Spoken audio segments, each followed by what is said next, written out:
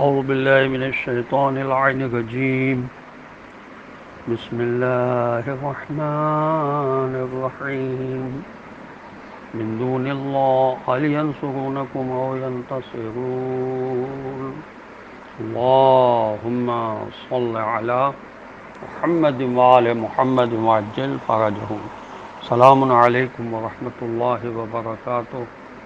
اللہ تبارک و تعالیٰ کا شکر ہے کہ میں نے سورہ شعراء جو قرآن مجید کا 26 نمبر کا سورہ ہے اس کی آیت نمبر 93 کی تلاوت کا شرف حاصل کیا، اور ابھی انشاءاللہ مزید آیات کی تلاوت بھی میں کروں گا اور اس کا نمبر بھی بتاتا رہوں گا، اور اس کے بعد اس کی تھوڑی سی تشریح اور ترجمہ بھی انشاءاللہ بیان کروں گا. ابھی آیت نمبر 93 کا ترجمہ یہ ہے کہ اللہ کو چھوڑ کر جنہیں تم پوچھتے تھے کیا وہ تمہاری مدد کر رہے ہیں یا خود کو بچا سکتے ہیں.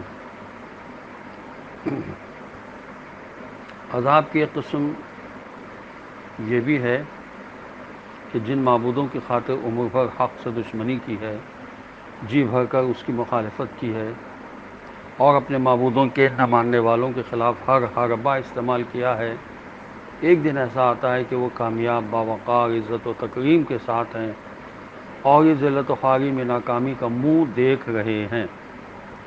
اس وقت یہ طنز، یہ طعنہ سننے کو ملتا ہے، کہاں ہیں تمہارے معبود؟ کیا وہ آج اس مشکل دن میں تمہاری مدد نہیں کریں گے؟ آیت نمبر 94. بسم اللہ الرحمن الرحیم.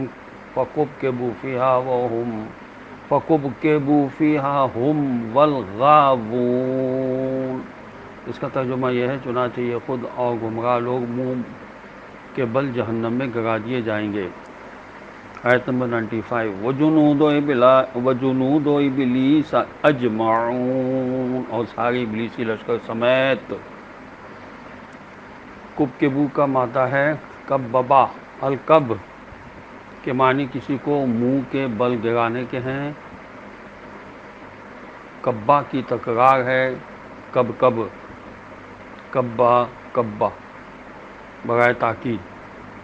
چنانچہ جن بتوں کی یہ لوگ پوجا کرتے تھے ان کے ساتھ جہنم میں منہ کے بل گرا دیے جائیں گے، جیسا کہ دوسری جگہ سورہ مبارکہ انبیاء 21 نمبر کا سورہ قرآن کا 98 نمبر کی آیت میں فرمایا، انکم وما تعبدون من دون اللہ حسب جہنم. بتحقیق تم اور تمہارے وہ معبود جنہیں تم اللہ کو چھوڑ کر پوچھتے تھے جہنم کا ایندھن ہے. ان کے ہمراہ جہنم میں ابلیس کے سارے لشکر ہوں گے.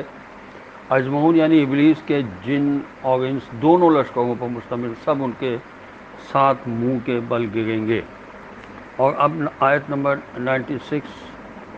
قالوا وهم فيها يختصمون. اس کا ترجمہ یہ ہے، اور وہ اس میں جھگڑتے ہوئے کہیں گے. آیت نمبر 97. تاللہ ان كنا لفی ضلال مبین. قسم خدا ہم تو صحیح گمراہی میں تھے. جھگڑا اور خصومت ناکامی کا لازمہ ہے، چنانچہ جہنم والوں کے باہمی جھگڑوں کو ایک حقیقت کے طور پر خداوند عالم نے بیان فرمایا ہے. سورہ مبارکہ صاد قرآن مجید کا 38 نمبر کا سورہ ہے، اس کی آیت نمبر 64 میں ارشاد ہوا، لحق تخاصم اہل النار. جہنمیوں کے باہمی جھگڑے کی حتمی بات ہے.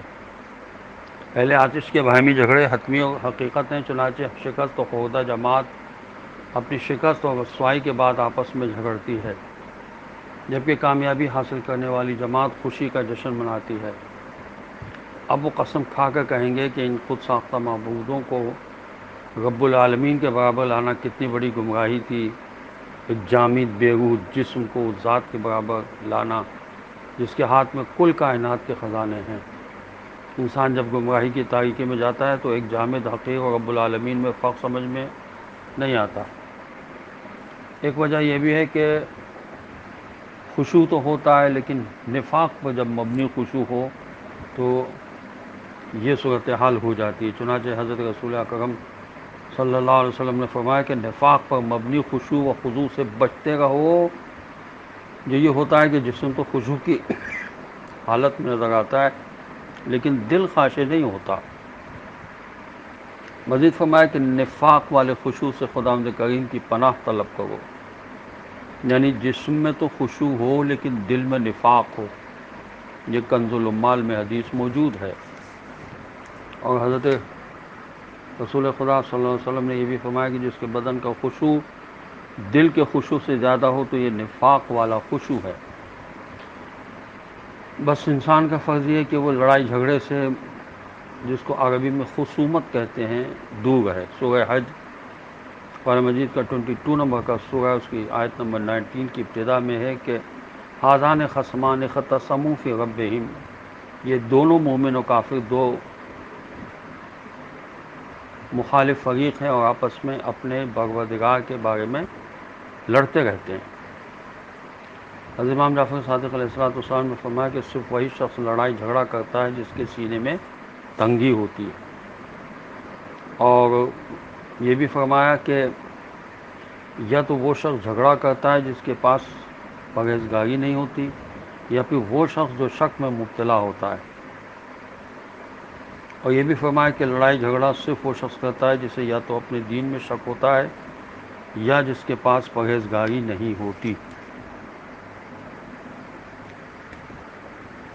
توحید مفضل میں حضرت امام محمد باقر علیہ السلام نے فرمایا لڑائی جھگڑا دین کو مٹا دیتا ہے، عمل کو عکارت کر دیتا ہے اور شک کا موجب بنتا ہے۔